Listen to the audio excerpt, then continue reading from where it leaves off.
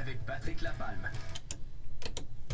Patrick Lapalme de chez Remax Prestige. Salut, bon matin. Hey, salut Sylvain. Ça va bien? Hey, super, toi. Très, très bien. On va poursuivre le travail du courtier. Et oui. On a trouvé la maison de nos rêves. On s'est entendu. On a rédigé les contrats, tout ça. Il y a des réalisations à réaliser, des clauses qu'on doit réaliser. Et on va parler justement de l'importance de les réaliser. Et voilà, ben clauses. Oui. Effectivement, de les réaliser et de donner toutes les informations. Donc, comme tu le mentionnais d'entrée de jeu, notre PA est réalisé, notre promesse d'achat est réalisée. On est en train de réaliser toutes nos conditions, donc financement, inspection, tout ce qui va toucher test de caméra, on les nomme vraiment là, dans sa largeur.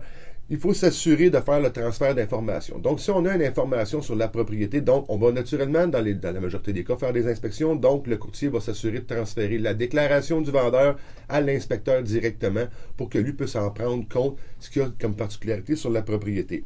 On va aller faire tous les transferts d'informations qui vont toucher là, les comptes de taxes, ces choses-là, aussi à notre client qui vont être là. Donc, on réalise nos conditions. Si on a des particularités de mouvement de sol, ces choses-là, on va s'assurer de faire nos vérifications aussi dans nos certificats de localisation. Donc, quand tout ça va être réalisé, notre acheteur va être entièrement satisfait de la propriété suite à son inspection et tout ça. Bon, on peut dire que la transaction est réalisée, la propriété est réputée vendue, même si nous n'avons pas signé l'acte notarié chez le notaire. Dans notre jargon à nous, on est réputé vendu. Donc, c'est à ce moment-là qu'on va aller faire le transfert des informations directement de notre promesse d'achat vers le notaire pour que lui aille faire son analyse de titre.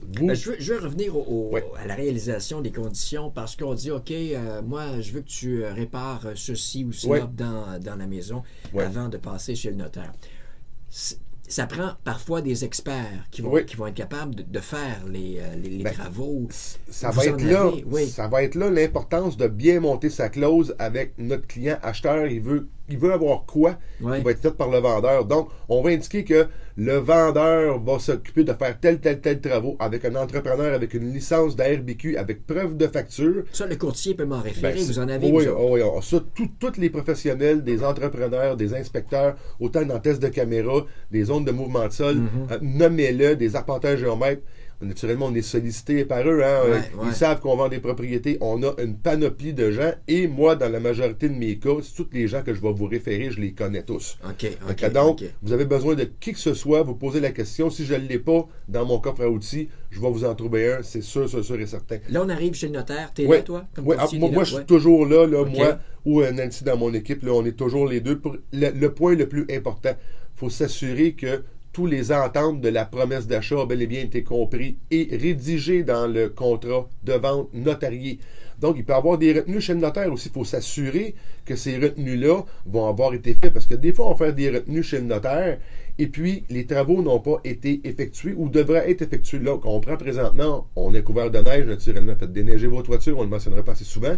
Mais si dans la négociation, il a été mis que le vendeur devra faire la toiture, le revêtement de toit, mais il y a une retenue d'un millier de dollars qui sont chez le notaire. Et si lui, le vendeur, ne les fait pas, à telle date, il faut que ce somme-là soit remis à l'acheteur pour qu'il puisse lui-même faire les travaux.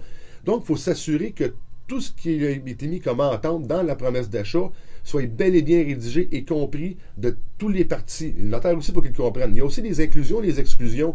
Les ventes sans garantie légale. Ça m'est déjà arrivé qu'on avait mis une vente sans garantie légale, mais le notaire a complètement omis de mettre... Ça peut arriver, on est tous humains, même moi, je peux faire des erreurs. Là. Je ne mets pas le blanc sur n'importe qui, mais il faut s'assurer qu'on soit là pour vraiment respecter les ententes entre l'acheteur et le vendeur.